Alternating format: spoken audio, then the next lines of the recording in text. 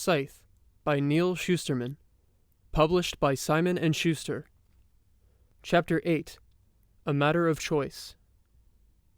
"I will glean alone today," Scythe Faraday told Rowan and Citra one day in February, the second month of their apprenticeship. "While I am gone, I have a task for each of you." He took Citra into the weapons den. "You, Citra, shall polish each of my blades." She had been in the weapons den nearly every day for lessons, but to be there alone, nothing but her and the instruments of death, was entirely different. The Scythe went to the blade wall, which had everything from swords to switchblades. "Some are merely dusty, others tarnished. You shall decide what type of care each one needs." She watched the way his eyes moved from one blade to another, lingering long enough, perhaps, to recall a memory. "You've used them all?" "Only about half of them, and even then for only one gleaning." He reached up and pulled a rapier from the fourth wall, the one with the older-looking weapons. This one looked like the kind one of the Three Musketeers might have used. "When I was young, I had much more of a flair for drama. I went to glean a man who fancied himself a fencer, so I challenged him to a duel." "And you won?" "No, I lost. Twice. He skewered me through the neck the first time and tore open my femoral artery the second. He was very good. Each time after I woke up in the revival center, I returned to challenge him. His wins bought him time, but he was chosen to be gleaned, and I would not relent. Some scythes will change their minds, but that leads to compromise, and it favors the persuasive. I make my decisions firm. In the fourth bout, I pierced his heart with the tip of my blade. As he breathed his last, he thanked me for allowing him to die fighting.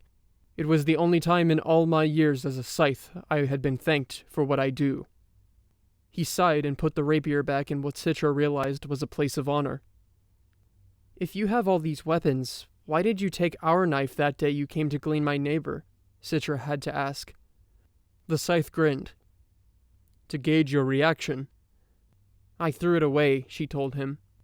"I suspected as much," he said. "But these you will polish." Then he left her there.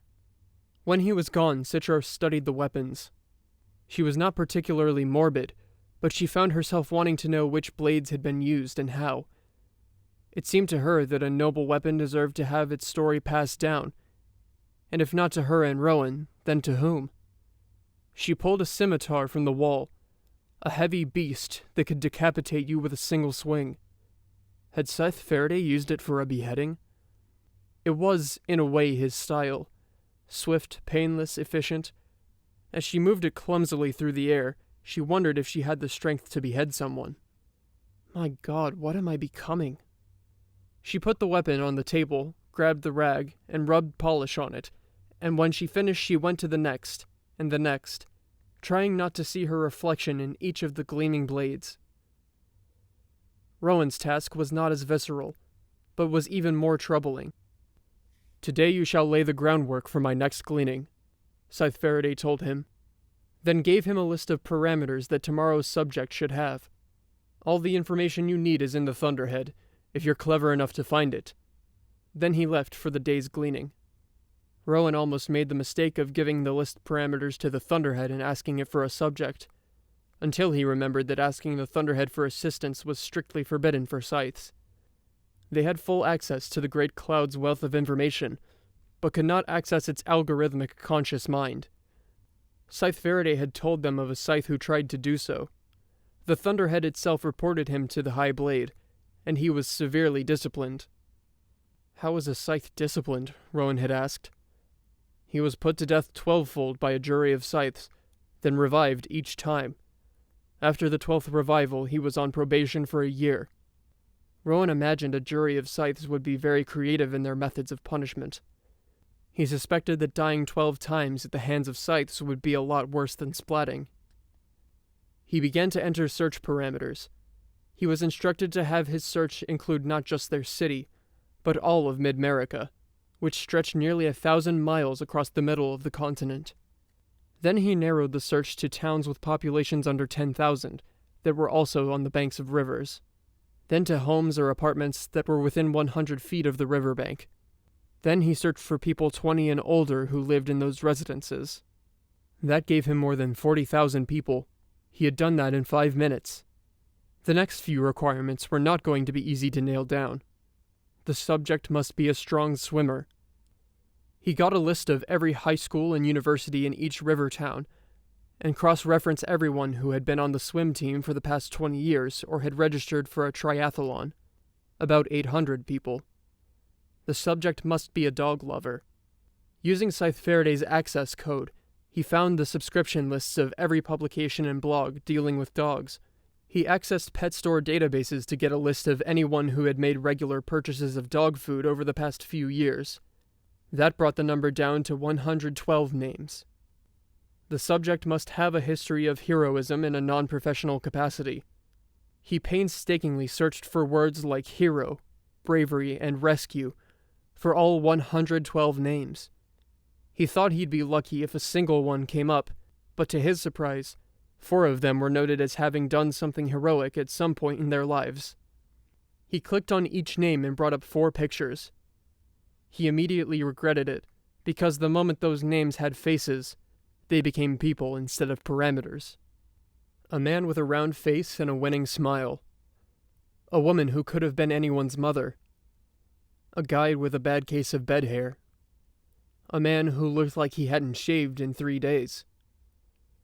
4 people. And Rowan was about to decide which one would die tomorrow. He immediately found himself leaning toward the unshaven man, but realized he was showing a bias. A person shouldn't be discriminated against because he hadn't shaved for a picture. And was he ruling out the woman just because she was a woman? Okay then, the guy with the smile. But was Rowan overcompensating now by choosing the most pleasant-looking of them? He decided to learn more about each of them, using Faraday's access code to dig up more personal information than he really should have been allowed to. But this was a person's life he was dealing with. Shouldn't he use any means necessary to make his decision fair? This one had run into a burning building in his youth to save a family member. But this one has 3 young kids. But this one volunteers at an animal shelter. But this one's brother was gleaned just 2 years ago. He thought each fact would help him, but the more he came to know about each of them, the harder the decision became. He kept digging into their lives, getting more and more desperate, until the front door opened and Scythe Faraday returned. It was dark out. When had night fallen? The Scythe looked weary, and his robes were splattered with blood. Today's gleaning was more troublesome than expected, he said. Citra came out of the weapons den. All blades are now polished to a perfect shine, she announced. Faraday gave her his nod of approval. Then he turned to Rowan, who still sat at the computer. And who do we glean next? I narrowed it down to 4. And, the Scythe said, all 4 fit the profile. And, the Scythe said again, well, this one just got married, and this one just bought a house. Pick one, said the Scythe. And this one received a humanitarian award last year. Pick one, yelled the Scythe with a ferocity Rowan never heard from the man. The very walls seemed to recoil from his voice. Rowan thought he might get a reprieve, as he had when Faraday asked him to hand that woman the cyanide pill. But no, today's test was very different. Rowan looked to Citra, who still stood in the doorway of the weapons den, frozen like a bystander at an accident. He was truly alone in this awful decision. Rowan looked to the screen, grimacing, and pointed to the man with the bed hair. Him, Rowan said. Glean him. Rowan closed his eyes. He had just condemned a man to death because he'd had a bad hair day. Then he felt Faraday put a firm hand on his shoulder. He thought he'd get a reprimand, but instead the Scythe said, Well done. Rowan opened his eyes. Thank you, sir. Were this not the hardest thing you've ever done, I'd be concerned. Does it ever get easier? Rowan asked. I certainly hope not, the Scythe said. The following afternoon, Bradford Ziller returned from work to find a Scythe sitting in his living room. The Scythe stood up as Bradford entered. His instincts told him to turn and run, But before he did, a teenage boy with a green armband, who had been standing off to the side, closed the door behind him. He waited with increasing dread for the Scythe to speak, but instead the Scythe gestured to the boy, who cleared his throat and said, "Mr. Zeller, you have been chosen for gleaning." "Tell him the rest, Rowan," the Scythe said patiently. "I mean to say that I chose you for gleaning." Bradford looked between the two of them, suddenly deeply relieved because this was clearly some sort of joke. "Okay, who the hell are you? Who put you up to this?" Then the Scythe held up his hand, showing his ring, and Bradford's spirits fell again like the second drop of a roller coaster. That was no fake. It was the real thing. "The boy is one of my apprentices," the Scythe said. "I'm sorry," said the boy. "It's not personal. You just fit a certain profile. Back in the Age of Mortality, lots of people died trying to perform rescues. A lot of them were people who jumped into flooded rivers to save their pets. Most of them were good swimmers, but that doesn't matter in a flood." "The dogs," thought Bradford. "That's right, the dogs." "You can't hurt me," he said. "You do, and my dogs will rip you to pieces." But where were they? Then a girl came out of his bedroom, wearing the same armband as the boy. "I sedated all three," she said. "They'll be fine, but they won't be bothering anyone." There was blood on her arm. Not the dog's, but her own. They had bitten her.